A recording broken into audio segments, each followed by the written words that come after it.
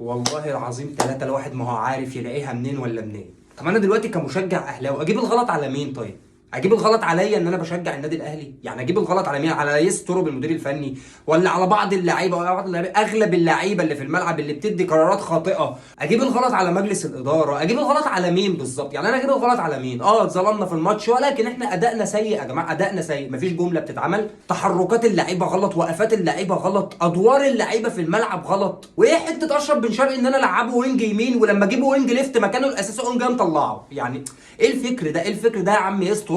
المركب بتغرق واحنا عارفين ان المركب بتغرق، ولكن اللي هيشيل الليله يستر في الاخر، مع ان انا شايف ان نص لعيبه النادي الاهلي خلاص هي تقريبا شطبت كوره لدرجه ان الباص ما عادوش بيعرفوا يعملوه.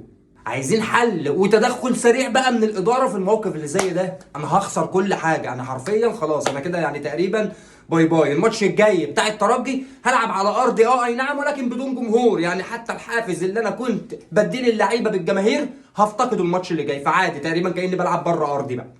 ويا ريت اللي بيكتب العقود بقى مع المديرين الفنيين الجداد اللي هنجيبهم ان شاء الله في المستقبل، يا ريت يحط نسبه ايه الحته بتاعت الاداء، اللي هو لو الاداء سيء واحنا حبينا نمشيك والكلام ده ما تسيبهاش مفتوحه للمدرب بالشرط الجزائي بتاعه. احكم على المدرب ان النتائج لو سيئه وفي تراجع في الاداء الموضوع يا باشا هيبقى صعب، لازم هترحل. ولكن ان انا اكون ان الاداء سيئه عندي وانا مش عارف امشي المدير الفني علشان خاطر الشرط الجزائي، يبقى انا كده معلش اللي بيمضي العقود دي يا جماعه يعني لا يفقه شيئا عن صياغه العقود على الاقل.